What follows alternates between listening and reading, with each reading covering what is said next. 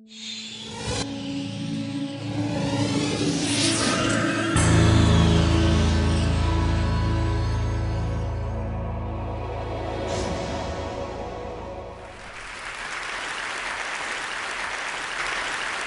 few months ago, the Nobel Prize in Physics was awarded to two teams of astronomers for a discovery that has been hailed as one of the most important astronomical observations ever. And today, after briefly describing what they found, I'm going to tell you about a highly controversial framework for explaining their discovery, namely the possibility that way beyond the Earth, the Milky Way, and other distant galaxies, we may find that our universe is not the only universe, but is instead part of a vast complex of universes that we call the multiverse.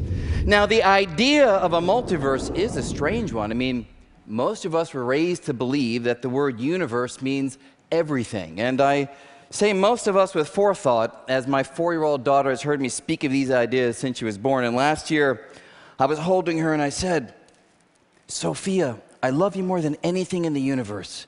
And she turned to me and said, "Daddy, universe or multiverse?" But barring such an anomalous upbringing, it is strange to imagine other realms separate from ours, most with fundamentally different features, that would rightly be called universes of their own. And yet, speculative though the idea surely is, I aim to convince you that there's reason for taking it seriously, as it just might be right. I'm going to tell the story of the multiverse in 3 parts.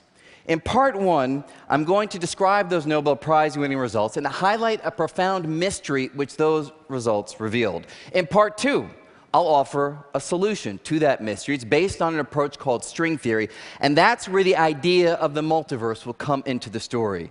Finally, in part 3, I'm going to describe a cosmological theory called inflation, which will pull all the pieces of the story together. Okay, part 1 starts back in 1929 when the great astronomer Edwin Hubble realized that the distant galaxies were all rushing away from us, establishing that space itself is stretching, it's expanding.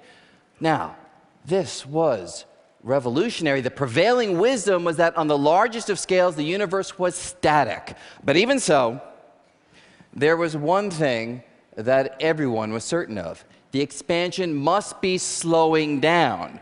That is, much as the gravitational pull of the Earth slows the ascent of an apple tossed upward, the gravitational pull of each galaxy on every other must be slowing the expansion of space. Now let's fast forward to the 1990s, when those two teams of astronomers I mentioned at the outset were inspired by this reasoning to measure the rate at which the expansion has been slowing. And they did this by painstaking observations of numerous distant galaxies, allowing them to chart how the expansion rate has changed over time. Here's the surprise. They found that the expansion is not slowing down. Instead, they found that it's speeding up, going faster and faster. That's like tossing an apple upward, and it goes up faster and faster. Now, if you saw an apple do that, you'd want to know why. What's pushing on it? Similarly, the astronomers' results are surely well deserving of the Nobel Prize, but they raised an analogous question. What force is driving all galaxies to rush away from every other at an ever-quickening speed? Well, the most promising answer comes from an old idea of Einstein's. You see, we are all used to gravity being a force that does one thing: pulls objects together. But in Einstein's theory of gravity, his general theory of relativity, gravity can also push things apart. How? Well, according to Einstein's math, if space is uniformly filled with an invisible energy, sort of like a uniform invisible mist, then the gravity generated by that mist would be repulsive. Repulsive gravity, which is just what we need to explain the observations, because the repulsive gravity of an invisible energy in space, we now call it dark energy, but I've made it smoky white here so you can see it. Its repulsive gravity would cause each galaxy to push against every other, driving the expansion to speed up, not slow down. And this explanation represents great progress. But I promised you a mystery here in part one. Here it is. When the astronomers worked out how much of this dark energy must be infusing space to account for the cosmic speedup, look at what they found.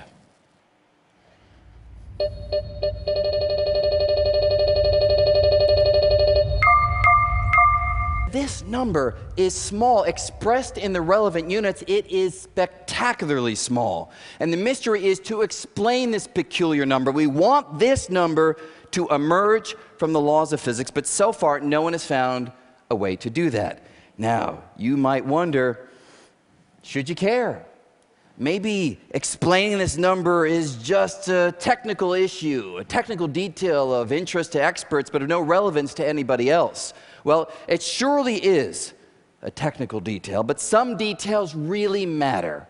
Some details provide windows onto uncharted realms of reality, and this peculiar number may be doing just that, as the only approach that so far made headway to explain it invokes the possibility of other universes, an idea that naturally emerges from string theory, which takes me to part two, string theory. So hold the mystery of the dark energy in the back of your mind as I now go on to tell you three key things about string theory. First off, what is it? Well, it's an approach to realize Einstein's dream of a unified theory of physics, a single overarching framework that would be able to describe all the forces at work in the universe. And the central idea of string theory is quite straightforward. It says that if you examine any piece of matter ever more finely, at first you'll find molecules, and then you'll find atoms and subatomic particles. But the theory says that if you could probe smaller, much smaller than we can with existing technology, you'd find something else inside these particles. A little tiny vibrating filament of energy, a little tiny vibrating string. And just like the strings on a violin, they can vibrate in different patterns, producing different musical notes. These little fundamental strings, when they vibrate in different patterns, they produce different kinds of particles. So electrons, quarks, neutrinos, photons, all other particles would be united into a single framework as they would all arise from vibrating strings. It's a compelling picture, a kind of cosmic symphony where all the richness that we see in the world around us emerges from the music that these little tiny strings can play. But there's a cost to this elegant unification, because years of research have shown that the math of string theory doesn't quite work. It has internal inconsistencies unless we allow for something wholly unfamiliar: extra dimensions of space. That is, we all know about the usual 3 dimensions of space, and you can think about those as height, width, and depth. But string theory says that on fantastically small scales, there are additional dimensions crumpled to a tiny size, so small that we have not detected them. But even though the dimensions are hidden, they would have an impact on things that we can observe, because the shape of the extra dimensions constrains how the strings can vibrate. And in string theory, vibration determines everything. So particle masses, the strengths of forces, and most importantly, the amount of dark energy would be determined by the shape of the extra dimensions. So if we knew the shape of the extra dimensions, we should be able to calculate these features, calculate the amount of dark energy. The challenge is, we don't know the shape of the extra dimensions. All we have is a list of candidate shapes allowed by the math. Now, when these ideas were first developed, there were only about 5 different candidate shapes, so you could imagine analyzing them one by one to determine if any yield the physical features we observe. But over time, the list grew as researchers found other candidate shapes. From 5, the number grew into the hundreds and then the thousands. A large but still manageable collection to analyze, since, after all, graduate students need something to do. But then the list continued to grow into the millions and the billions, until today, the list of candidate shapes has soared to about 10 to the 500. So, what to do? Well, some researchers lost heart. concluding that with so many candidate shapes for the extra dimensions, each giving rise to different physical features, string theory would never make definitive testable predictions. But others turn this issue on its head, taking us to the possibility of a multiverse. Here's the idea. Maybe each of these shapes is on an equal footing with every other. Each is as real as every other in the sense that there are many universes, each with a different shape for the extra dimensions. And this radical proposal has a profound impact on this mystery, the amount of dark energy revealed by the Nobel Prize-winning results, because you see, if there are other universes, and if those universes each have, say, a different shape for the extra dimensions, then the physical features of each universe will be different, and in particular, the amount of dark energy in each universe will be different, which means that the mystery of explaining the amount of dark energy we've now measured would take on a wholly different character. In this context, the laws of physics can't explain one number for the dark energy because there isn't just one number. There are many numbers, which means we have been asking the wrong question. Instead, the right question to ask is, why do we humans find ourselves in a universe with the particular amount of dark energy we've measured instead of any of the other possibilities that are out there? And that's a question on which we can make headway, because those universes that have much more dark energy than ours, whenever matter tries to clump into galaxies, the repulsive push of the dark energy is so strong that it blows the clump apart and galaxies don't form. And in those universes that have much less dark energy, well, they collapse back on themselves so quickly that, again, galaxies don't form. And without galaxies, there are no stars, no planets, and no chance for our form of life to exist in those other universes. So we find ourselves in a universe with the particular amount of dark energy we've measured simply because our universe has conditions hospitable to our form of life. And that would be that.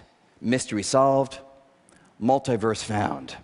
Now, some find this explanation unsatisfying. We're used to physics giving us definitive explanations for the features we observe. But the point is, if the feature you're observing can and does take on a wide variety of different values across the wider landscape of reality, then seeking one explanation for a particular value is simply misguided.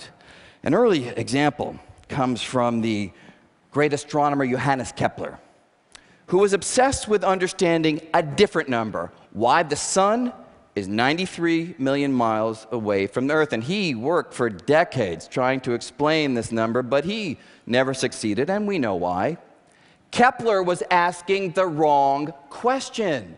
We now know that there are many planets at a wide variety of different distances from their host stars, so hoping that the laws of physics will explain one particular number, 93 million miles, well, that is simply wrong-headed. Instead, the right question to ask is, why do we humans find ourselves on a planet at this particular distance instead of any of the other possibilities? And again, that's a question we can answer. Those planets which are much closer to a star like the sun would be so hot that our form of life wouldn't exist.